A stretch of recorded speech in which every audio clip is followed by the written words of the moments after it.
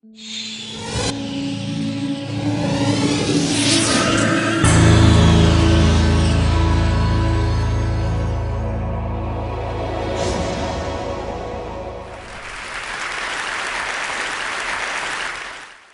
17 years ago, I became allergic to Delhi's air. My doctors told me that my lung capacity had gone down to 70%, and it was killing me. With the help of IIT, TERI, and learnings from NASA, we discovered that there are 3 basic green plants, common green plants, with which we can grow all the fresh air we need indoors to keep us healthy.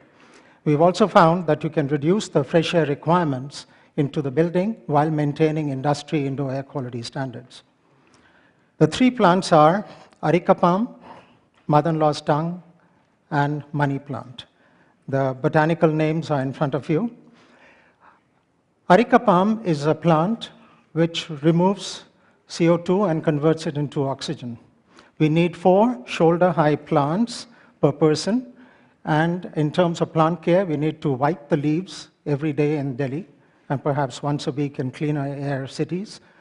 We have to grow them in vermi manure, which is sterile, or hydroponics, and take them outdoors every 3 to 4 months.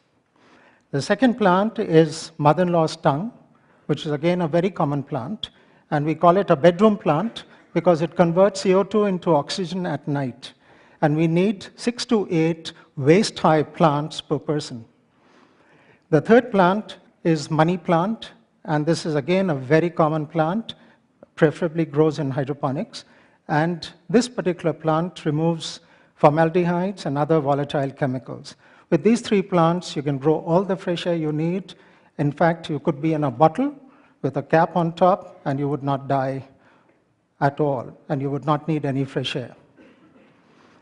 We have tried these plants at our own building in Delhi, which is a 50,000 square feet, 20-year-old building, and it has close to 1,200 such plants for 300 occupants. Our studies have found that there is a 42% probability of one's blood oxygen going up by 1% if one stays indoors in this building for 10 hours.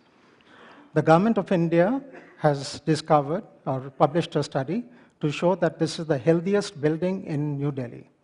And the studies show that there is compared to other buildings, there is a reduced incidence of eye irritation by 52%, respiratory systems by 34%, headaches by 24%, lung impairment by 12%, and asthma by 9%.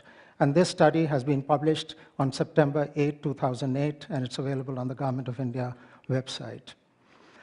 Our experience points to an amazing increase in human productivity by over 20% by using these plants, and also a reduction in energy requirements in buildings by an outstanding 15% because you need less fresh air.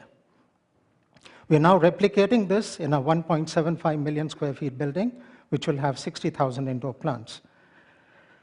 Why is this important? It is also important for environment because the world's energy requirements are expected to grow by 30% in the next decade.